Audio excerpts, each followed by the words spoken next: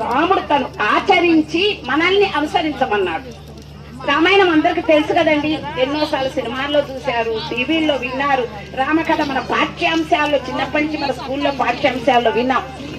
అట్లాగే మనం కూడా ధర్మాన్ని వదలకుండా జీవనం, ఈ కలియుగంలో అది సాధ్యమా అండి? ధర్మాన్ని వదలకుండా జీవించడం ఈ కలియుగంలో పొద్దున్న లేస్తే అబద్ధాలు ఆడకుండా జీవించలేం. పొద్దున్న లేస్తే ఎన్నో రకరకాల జీవన విధానాలు చేస్తే గాని ఈ మానవ జన్మ తెల్లవారు. మరి ఎట్లా అనంటే, ఎప్పుడైతే మనం భగవంతుణ్ణి వదలకుండా మన జీవన విధానం చేసుకో, మంచి వస్త్రాలు కట్టుకోవచ్చు, మంచి తిండి తినచ్చు, అన్ని చేయొచ్చు, కానీ ధనాన్ని సంపాదించొద్దు. అది ధర్మాన్ని వదలకుండా సంపాదించాలి. అందరూ అంటారు, ఏమంటే ధర్మంగా చేస్తే అన్ని కష్టాలే వస్తాయండి. రామచంద్రుడే భరించాడు, మనం ఎంతటి వాళ్ళం. ఒక్కసారి రాముణ్ణి, రామాయణాన్ని మనం ఒక్కసారి సింపుల్ గా తెలుసుకున్నాం. రాముడు